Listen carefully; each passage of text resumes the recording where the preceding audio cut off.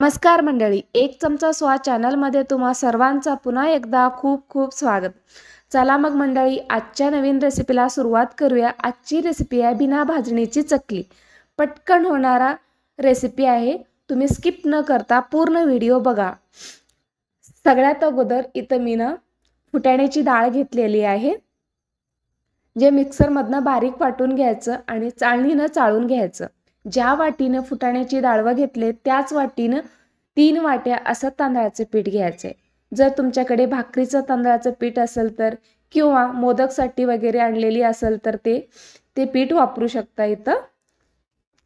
आणि एवढंच की ते फ्रेश असावा, खूप दिवसाचा नसावा. आता हे 3 वाटी असं तांदळाचं पीठ घेतले, एकदम बारीक दळून आणलेला असावा. आता हे सुद्धा चाळून घ्यायचं आहे. आता हे चाळून घेतल्यानंतर इथं मी मिक्सरच्या भांडीमध्ये 1 चमचा ओवा, 1 चमचा जिरे आणि 1 चमचा धने थोडंसं गरम करून घेऊन ह्याला मिक्सरमधनं बारीक वाटून घ्यायचं. हे सुद्धा चाळणीनं चाळून घ्यायचं. आता इथं मी पाणी गरम करायला ठेवणार आहे. ज्या वाटीनं तांदळाचं पीठ घेतलं होतं त्याच वाटीनं 3 वाट्या असं पाणी घेतले. जितकं तांदळाचं पीठ घेतले तितकंच पाणी घ्यायचं. मेजरमेंट परफेक्ट आहे, तुम्ही नक्की करून बघा, कुठेही बिघडणार नाही आहे चकली. मसाले घालण्याच्या अगोदर इथं मी 3 चमचे ह्या चमच्यानी तेल घेतले, गरम करून घ्यायचं. हे ह्यावरती घालायचं. मसाले घालण्याच्या अगोदर घातलं तर चकलीचा कलर सुद्धा सुरेख येतं, एकदम छान कलर येतं ह्याला. जर लाल तिखट वगैरे मसाले वगैरे घातलो, हळद लाल तिखट घातल्यानंतर जर तेल घातलो तर थोडंसं काळपटपणा येतो चकलीला. त्यामुळं अगोदर तेल घालायचं, त्यानंतर तिखट वगैरे घालायचं. आता तेल घातल्यानंतर ह्या पिठाला एकदम छानसं चोळून घ्यायचं. दोन्ही हाताने चोळून घेतल्यानं पीठ हलकं होतं, खुसखुशीतपणा येतं. यामुळं इथे मी 2 चमचे तीळ घेतलेले आहे, पांढरे तीळ घेतले. लाल तिखट इथं मी 1.5 चमचा घेतलेला आहे. तुमच्या आवडीप्रमाणात तिखटाचं प्रमाण कमी जास्त करू शकता. आणि कलरसाठी म्हणून इथं 1 चमचा असं कश्मीरी लाल मिरची घेतलेलं आहे. अगदी थोडंसं हळद घालायचं, खूप जास्त घालायचं नाही हळद. आणि चवीनुसार मीठ घालायचं. चवीनुसार म्हणलं तरी मी 1.5 चमचा असं मीठ घेतलेलं आहे. आणि सगळ्यात आवर्जून म्हणजे इथं हिंग घालायला विसरू नका. हिंगामुळं ह्या चकलीला खूप छान टेस्ट येतं. आता हे सगळं मिक्स करून घ्यायचं.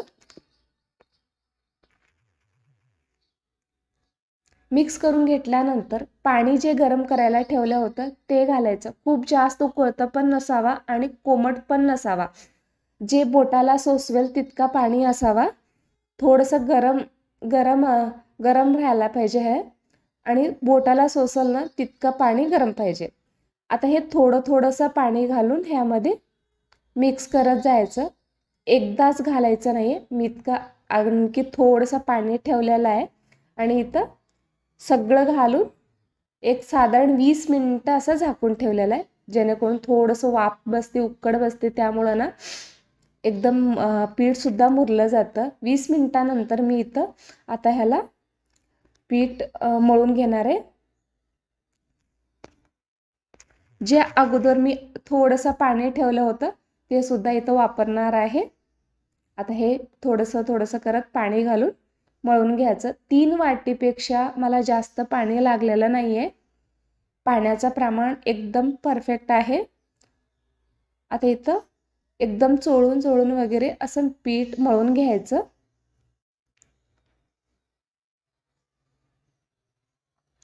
पीठ मळून घेतल्यानंतर सुऱ्यामध्ये जितकं बसतं तितकं पीठ घ्यायचं आणि हे पीठ उरलेलं झाकून ठेवायचं.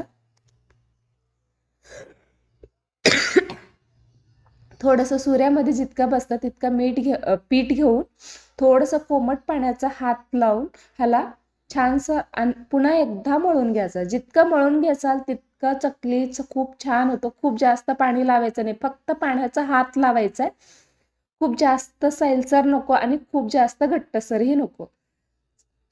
चकलीच्या सुऱ्याला तेल लावून घ्यायचं आणि पीठ त्यामध्ये घालायचं आणि चकली पाडून घ्यायचं. तुम्ही इथं बघू शकता, कुठंही तुटत नाहीये चकली, एकदम परफेक्टपणा येतो. मी खूप जास्त अंतर ठेवून घातलं, तुम्ही कमी अंतरामध्ये ठेवून चकली पाडून घेऊ शकता. इथं मला व्हिडिओमध्ये येणार नाहीये म्हणून, तुम्हाला दिसणार नाहीये म्हणून थोडंसं अंतर जास्त ठेवून चकली पाडून घेतलेत मी इथं.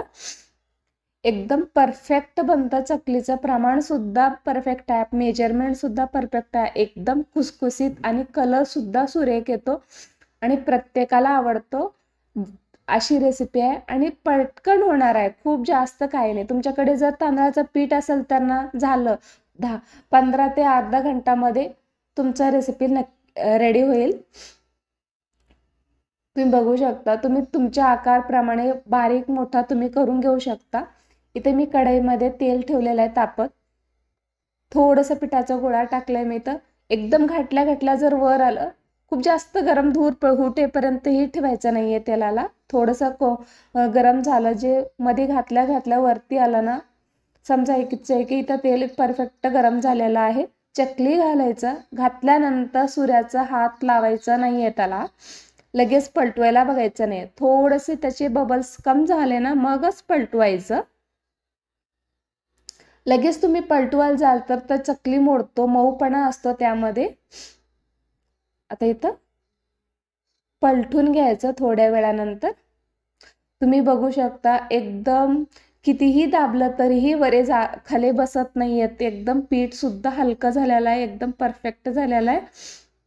आता इथं बुडबुड्या थोडंसं ह्याच्यावरती बबल्स कम झालेले आहेत, एकदम छानपैकी तळलं गेलेलं आहे. अशाच पद्धतीने तुम्ही आणखी चकल्या पूर्णपणे तळून घेऊ शकता. बघा, तुम्ही कलर सुद्धा सुरेख आलेला आहे.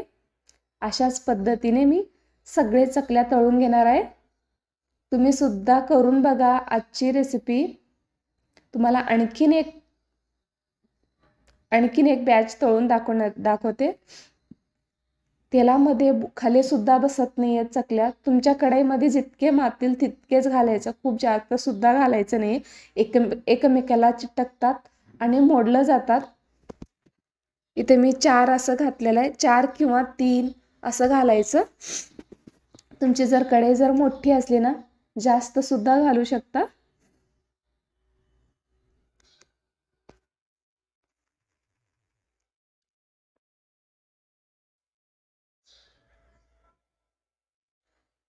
लगेच ह्याला पलटवायची गरज नाही आहे. थोडंसं वेळाने, साधारण 30 सेकंदाने किंवा 1 मिनिटानंतर थोडंसं बबल्स कम झाले ना मगच पलटवायचं.